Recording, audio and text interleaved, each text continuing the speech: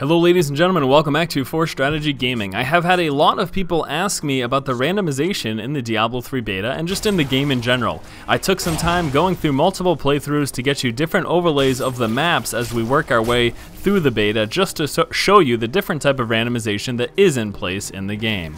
You start your way working towards New Tristram. This area is static and will be the same every time you play through the game. You then work your way down Old Tristram Road to Old Tristram itself. Now the general path is the same for each playthrough, but around the path there are randomized events. You can encounter different types of dungeons as well as different types of groups of NPCs. You can also see here, based on looking at these different maps, that the terrain is slightly different. There are different basically mounds or areas of obstruction, and that means just a different general terrain as well. Now as you work your way down to Cathedral Level 1, this is where the real randomization starts to take place. It really is within the dungeons where we're going to see the heaviest amount of randomization. You're going to recognize pockets of areas that are more or less the same, but spread out differently. And that's where the randomization of this game really takes place. It's in the dungeons. There are going to be these kind of set areas. As you can see, there's all these sectioned off areas, if you can envision them, just being kind of put into place just like a puzzle. And then throughout that, we'll deal with randomized rooms and different monsters in those rooms and everything like that.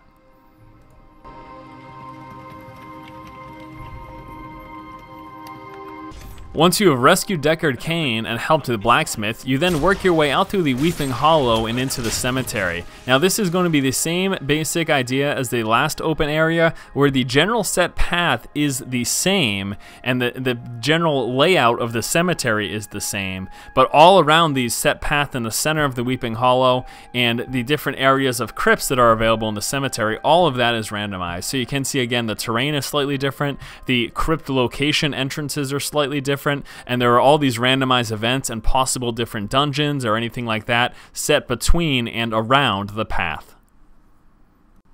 So while the general paths and layouts of these outdoor areas do have some sort of a set static path, all those pockets of randomization are the randomization in the outdoors that we will be dealing with in Diablo 3. The next major area in your playthrough is going to be Cathedral Level 2, and just like Cathedral Level 1, it is made up of these several rooms that are randomly placed together.